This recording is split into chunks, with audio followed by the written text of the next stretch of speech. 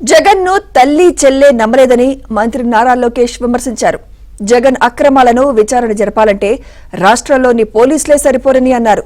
అక్రమాలకు పాల్పడిన వారిని వదిలే ప్రసక్తే లేదని లోకేష్ హెచ్చరించారు. తల్లి చెల్లికే జగన్మోహన్ రెడ్డి గారిపై నమ్మకం లేదు. ఇంకా పార్టీలో ఉన్న నాయకులకు ఎలాంటి నమ్మకం ఉంటుంది? మేము ఎప్పటి నుంచో చెప్తున్నాం, వైకాపా నాయకులు డబ్బుల కోసం పార్టీనే అమ్మేస్తాడు ఈయన అని. ఇప్పుడు అది నిజం అవుతుంది కదా. ఒక్కొక్కరు రాజీనామా చేసుకుంటూ వెళ్తున్నారు. గత ప్రభుత్వం చేసిన అవినీతులు అన్నిటిపైన ఒకేసారి నేను దర్యాప్తు చేయాలంటే ఇంకా లా అండ్ ఆర్డర్కి పోలీసులు మిగలరమ్మా.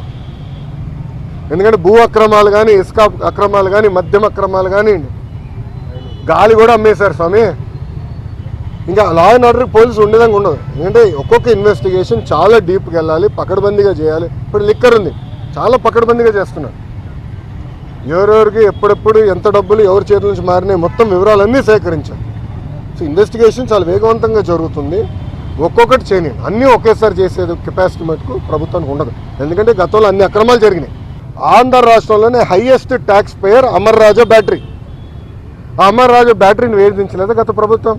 ఇదే కోడిగుడ్డుని అడుగుతున్నా, నువ్వు వేధించలేదా? సైకోని అడుగుతున్నా, నువ్వు వేధించలేదా? లేబర్ రేట్ చేయించావు, పొల్యూషన్ రేట్ చేయించావు. అది మా సొంత జిల్లాలో ఉంది. 30 సంవత్సరాల నుంచి మా జిల్లాలో ఉంది.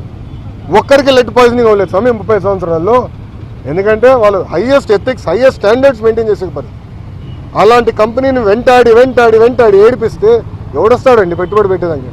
ప్రజలు కూడా గమనించారు. రోజా గారికి జ్యూరిక్కి దావోస్కి తేడా ఏంటో తెలియదు. నన్నేం చేయమంటారు స్వామి? పాపం ఆమెకు తెలియదు, అంత అవగాహన లేనట్టుంది. కొంచెం వాస్తవాలు మళ్ళీ చెప్తున్నారు. రెడ్ బుక్ గురించి ఎందుకు వాళ్ళు భయపడుతున్నారు? రెడ్ బుక్లో విశాఖపట్నంలో చెప్పా, విజయనగరంలో ముగింపు సభలో కూడా చెప్పా. రెడ్ బుక్లో నేనేం చెప్పా? ఏ అధికారులు, నాయకులు చట్టాన్ని ఉల్లంఘించి ప్రజల్ని, తెలుగుదేశం పార్టీ కార్యకర్తలు ఇబ్బంది పెట్టారో వాళ్ళని నేను వదిలిపెట్టను అన్నా. ఎందుకు భయపడుతున్నారు స్వామి? చట్టాలు ఉల్లంఘించే వాళ్ళు అన్నాను కదా, ఎందుకు భయపడుతున్నారు? చట్టాలు ఉల్లంఘించలేకపోతే ఆగి ఇంట్లో పడుకోండి.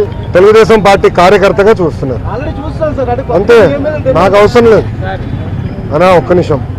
చంద్రబాబు నాయుడు గారు నాకు ఏ బాధ్యత ఇచ్చినా 6 నిమిషాలు నేను కష్టపడతా, పని చేస్తా, పార్టీని బలోపేతం చేస్తా.